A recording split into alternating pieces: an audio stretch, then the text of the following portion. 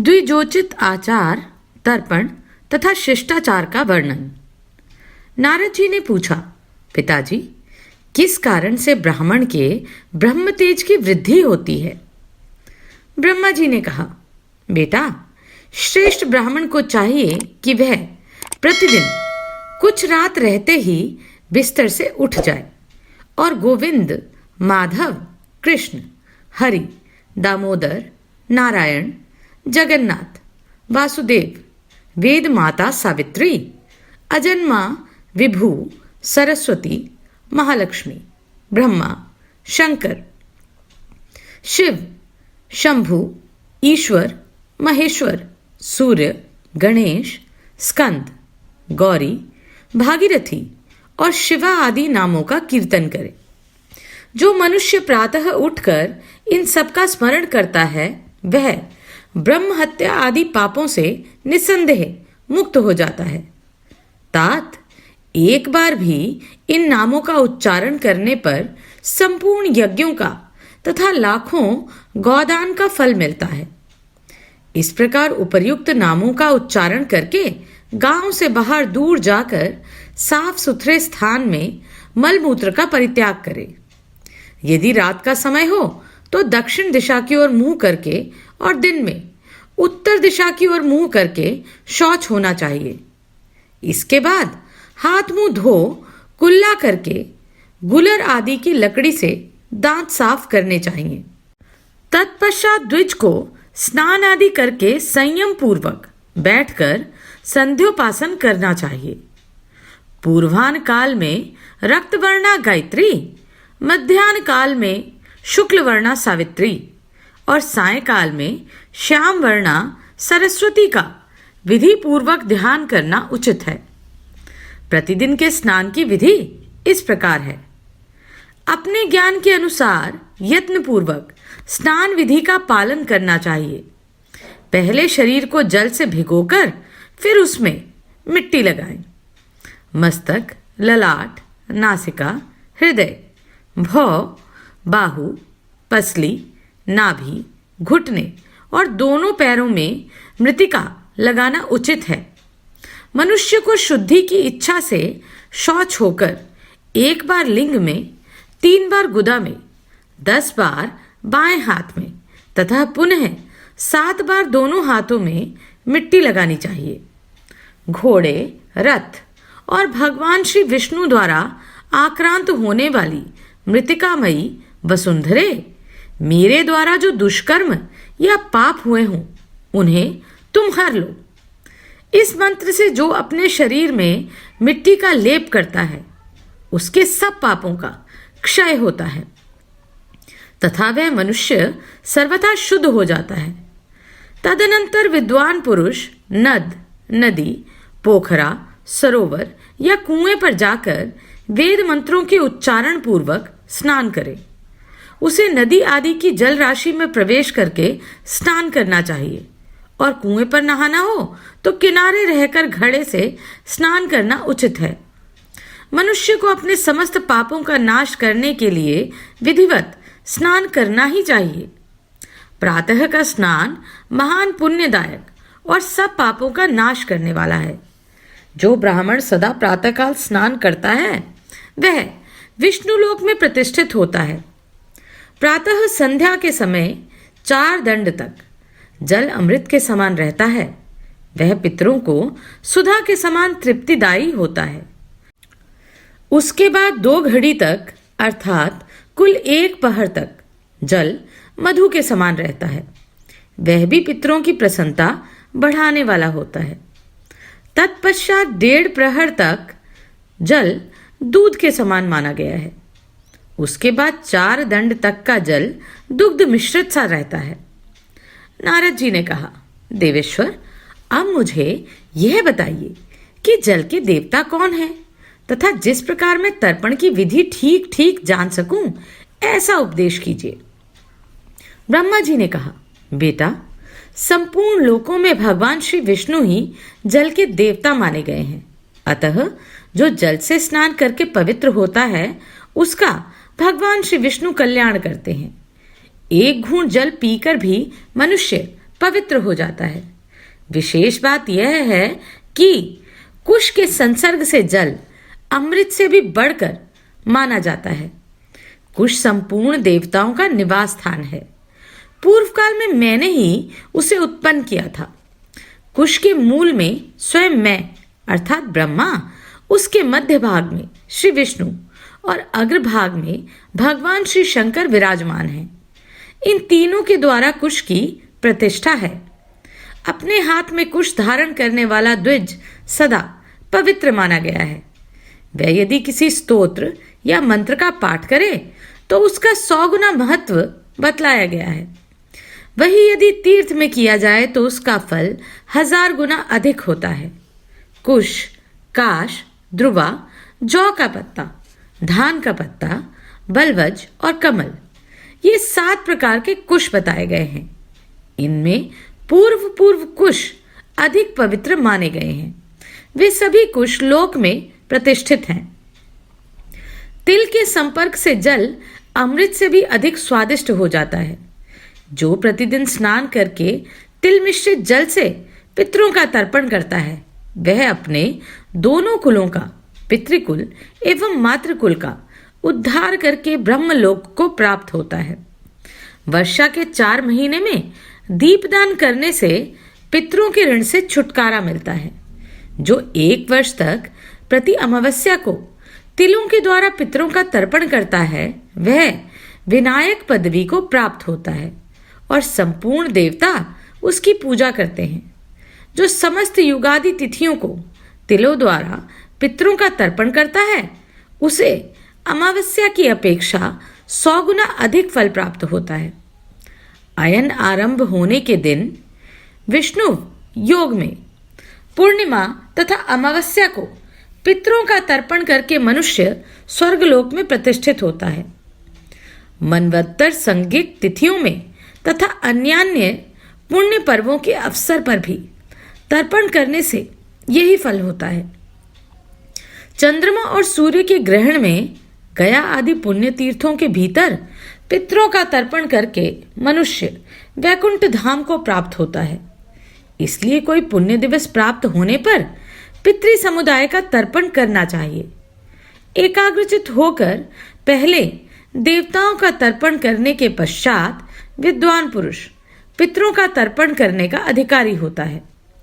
श्राद्ध में भोजन के साथ एक ही हाथ से अन्न परोसे, किंतु तर्पण के समय दोनों हाथों से जल दे। यही सनातन विधि है। दक्षिणाभिमुख होकर पवित्र भाव से तृप्यताम इस वाक्य के साथ नाम गोत्र का उच्चारण करते हुए पितरों का तर्पण करना चाहिए। जो मोहवश सफेद तिलों के द्वारा पितृवर्ग का तर्पण करता है, उसका किया हुआ तर्पण व्यर्थ होता है। यदि दाता स्वयं जल में स्थित होकर पृथ्वी पर तर्पण का जल गिराए तो उसका यह जलदान व्यर्थ हो जाता है, किसी के पास नहीं पहुंचता। इसी प्रकार जो स्थल में खड़ा होकर जल में तर्पण का जल गिराता है, उसका दिया हुआ जल भी निरर्थक होता है, वह पितरों को नहीं प्राप्त होता। जो जल में नहाकर भीगे वस्त्र पहने हुए ही तर्पण करता है, उसके पितृ देवताओं सहित सदा तृप्त रहते हैं। विद्वान पुरुष धोबी के धोए हुए वस्त्र को अशुद्ध मानते हैं।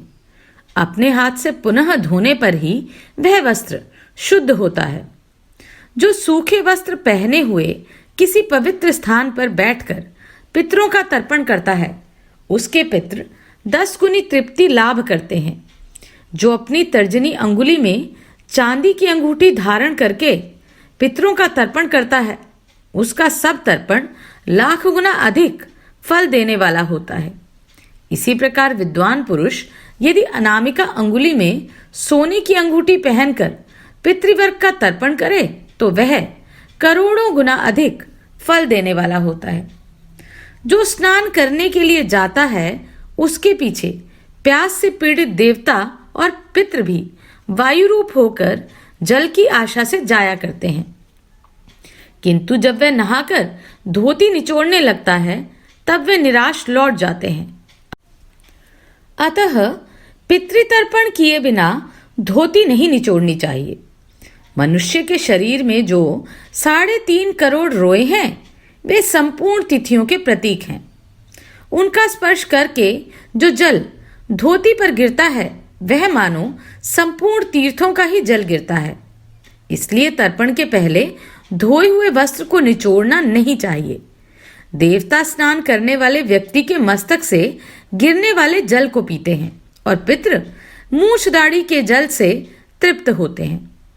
गंधर्व नेत्रों का जल और संपूर्ण प्राणी अधोभाग का जल ग्रहण करते हैं। इस प्रकार देवता, पितृ, गंधर्व तथा संपूर्ण प्राणी स्नान मात्र से संतुष्ट होते हैं। स्नान से शरीर में पाप नहीं रह जाता। जो मनुष्य प्रतिदिन स्नान करता है वह पुरुषों में श्रेष्ठ है। वह सब पापों से मुक्त होकर स्वर्गलोक में प्रतिष्ठित होता है। देवता और महर्षि तर्पण तक स्नान का ही अंग मानते हैं। तर्पण के बाद विद्वान पुरुषों को देवताओं को पूजन करना चाहिए। जो गणेश की पूजा करता है उसके पास कोई विघ्न नहीं आता। लोग धर्म और मोक्ष के लिए लक्ष्मीपति भगवान श्री विष्णु की, आवश्यकताओं की पूर्ति के लिए शंकर की, आरोग्य के लिए सूर्य की तथा संपूर्ण कामनाओं की सिद्धि के लिए भवानी की पूजा करते हैं। देवताओं की पूजा करने के पश्चात बलि वैश्वदेव करना चाहिए। पहले अग्नि कार्य करके फिर ब्राह्मणों को तृप्त करने वाला अतिथि यज्ञ करें। देवताओं और संपूर्ण प्राणियों का भाग देकर मनुष्य स्वर्गलोक को जाता है। इसलिए प्रतिदिन पूरा यत्न करके नित्य कर्मों का अनुष्ठान करना चाहिए। जो स्नान नहीं करता वह मल भोजन करता है। जो जप नहीं करता वह पीप और रक्तपान करता है। जो प्रतिदिन तर्पण नहीं करता वह पितृघाती होता है। देवताओं की पूजा ना करने पर ब्रह्म हत्या के समान पाप लगता है। संध्योपासन ना करके पापी मनुष्य सूर्य की हत्या करता है। नारद जी ने पूछा, पिताजी, ब्राह्मण आदि वर्णों के सदाचार और उनके कर्तव्यों का क्रम बतलाइए। साथ ही समस्त प्रवृत्ति प्रधान कर्मों का वर्णन कीजिए। ब्रह्मा जी ने कहा, वत्स, मनुष्य आचार से आयु, धन तथा स्वर्ग और मोक्ष प्राप्त करता है। आचार अशुभ लक्षणों का निवारण करता है। आचारहीन पुरुष संसार में निंदित, सदा दुख का भागी, रोगी और अल्पायु होता है। अनाचारी मनुष्य को निश्चय ही नरक में निवास करना पड़ता है तथा आचार से श्रेष्ठ लोक की प्राप्ति होती है। इसलिए तुम आचार का यथार्थ रूप में वर्णन सुनो। प्रतिदिन अपने घर को गोबर से लीपना चाहिए। उसके बाद काठ का पीड़ा, बर्तन और पत्थर धोने चाहिए। कांसे का बर्तन राख से और तांबा खटाई से शुद्ध होता है। सोने और चांदी आदि के बर्तन जल मात्र के धोने से शुद्ध हो जाते हैं। लोहे का पात्र आग के द्वारा तपाने और धोने से शुद्ध होता है। अपवित्र भूमि खोदने, जलाने, लीपने तथा धोने से एवं वर्षा से शुद्ध होती है। धातु निर्मित पात्र, मणिपात्र तथा सब प्रकार के पत्थर से बने हुए पात्र की भस्म और मृत्तिका से शुद्धि बताई गई है। शैया, स्त्री, बालक, वस्त्र, यज्ञोपवीत और कमंडल ये अपने हों तो सदा शुद्ध हैं और दूसरे के हों तो कभी शुद्ध नहीं माने जाते। एक वस्त्र धारण करके भोजन और स्नान ना करें। दूसरे का उतारा हुआ वस्त्र कभी ना धारण करें। केशों और दांतों की सफाई प्रातः ही करनी चाहिए। गुरुजनों को नित्य प्रति नमस्कार करना नित्य का कर्तव्य होना चाहिए। दोनों हाथ, दोनों पैर और मुख, इन 5 अंगों को धोकर विद्वान पुरुष भोजन आरंभ करें। जो इन 5 को धोकर भोजन करता है वह 100 वर्ष जीता है। देवता, गुरु, स्नातक, आचार्य और यज्ञ में दीक्षित ब्राह्मण की छाया पर जानबूझकर पैर नहीं रखना चाहिए। गौओं के समुदाय देवता, ब्राह्मण, घी, मधु, चौराहे तथा प्रसिद्ध वनस्पतियों को अपने दाहिने करके चलना चाहिए। गौ ब्राह्मण, अग्नि ब्राह्मण, दो ब्राह्मण तथा पति पत्नी के बीच से होकर नहीं निकलना चाहिए। जो ऐसा करता है वह स्वर्ग में रहता हो तो भी नीचे गिर जाता है। झूठे हाथ से अग्नि, ब्राह्मण, देवता, गुरु अपने मस्तक, पुष्प वाले वृक्ष तथा यज्ञोपयोगी पेड़ का स्पर्श नहीं करना चाहिए। सूर्य, चंद्रमा और नक्षत्र, इन 3 प्रकार के तेजों की ओर झूठे मुंह कभी दृष्टि न डालें। इसी प्रकार ब्राह्मण, गुरु, देवता, राजा, श्रेष्ठ सन्यासी, योगी, देव कार्य करने वाले तथा धर्म का उपदेश करने वाले द्विज की ओर भी झूठे मुंह दृष्टिपात ना करें। नदियों और समुद्र के किनारे, यज्ञ संबंधी वृक्ष की जड़ के पास, बगीचे में, फुलवारी में, ब्राह्मण के निवास स्थान पर, गौशाला में तथा साफ सुथरी सुंदर सड़कों पर तथा जल में कभी मल त्याग ना करें। धीर पुरुष अपने हाथ पैर, मुख और केशों को रूखे ना रखें। दांतों पर मैल ना जमने दें। नख को मुंह में ना डालें। रविवार और मंगल को तेल ना लगाएं। अपने शरीर और आसन पर ताल ना दें। गुरु के साथ एक आसन पर ना बैठें।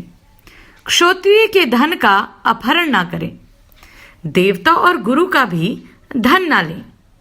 राजा, तपस्वी, पंगु, अंधे तथा स्त्री का धन भी ना लें। ब्राह्मण, गौ, राजा, रोगी, भार से दबा हुआ मनुष्य, गर्भिणी स्त्री तथा अत्यंत दुर्बल पुरुष सामने से आते हों तो स्वयं किनारे होकर उन्हें जाने के लिए रास्ता दें। राजा, ब्राह्मण तथा वैद्य से झगड़ा ना करें। ब्राह्मण और गुरु पत्नी से दूर ही रहना चाहिए। पतित, कौड़ी, चांडाल, गौमांस भक्षी और समाज बहिष्कृत को दूर से ही त्याग दें। जो स्त्री दुष्टा, दुराचारिणी, कलंक लगाने वाली, सदा ही कलह से प्रेम करने वाली, प्रमादिनी, निडर, निर्लज, बाहर घूमने फिरने वाली, अधिक खर्च करने वाली और सदाचार से हीन हो, उसको भी दूर से ही त्याग देना चाहिए। बुद्धिमान शिष्य को उचित है कि वह रजस्वला अवस्था में गुरु पत्नी को प्रणाम ना करे, उसका चरण स्पर्श ना करे। यदि उस अवस्था में भी वह उसे छू ले तो पुनः स्नान करने से ही उसकी शुद्धि होती है। शिष्य गुरु पत्नी के साथ खेल कूद में भी भाग न ले। उसकी बात अवश्य सुने, किंतु उसकी ओर आंख उठाकर देखे नहीं। पुत्र वधू, भाई की स्त्री, अपनी पुत्री, गुरु पत्नी तथा अन्य किसी युवती स्त्री की ओर ना तो देखे और ना उसका स्पर्श करे। उपर्युक्त स्त्रियों की ओर बाहें मटकाकर देखना, उनसे विवाद करना और अश्लील वचन बोलना सदा ही त्याज्य है। भूसी, अंगारे, हड्डी, राख, रुई, निर्माल्य, देवता की अर्पण की हुई वस्तु, चिता की लकड़ी, चिता तथा गुरुजनों के शरीर पर कभी पैर न रखें। अपवित्र दूसरे की उच्छिष्ट तथा दूसरे की रसोई बनाने के लिए रखा हुआ अन्न भोजन ना करें। धीर पुरुष किसी दुष्ट के साथ एक क्षण भी ना तो ठहरे और ना यात्रा ही करे।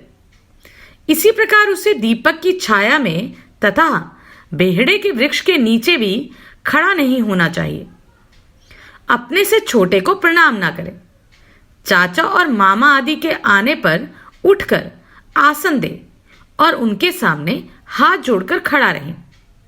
जो तेल लगाए हो किंतु स्नान न किए हो, जिसके मुंह और हाथ झूठे हो, जो भीगे वस्त्र पहने हो, रोगी हो, समुद्र में घुसा हो, उद्विग्न हो, भार ढो रहा हो या कार्य में लिप्त हो, स्त्रियों के साथ क्रीड़ा में आसक्त हो, बालक के साथ खेल कर रहा हो तथा जिसके हाथों में फूल और कुश हो, ऐसे व्यक्ति को प्रणाम न करें।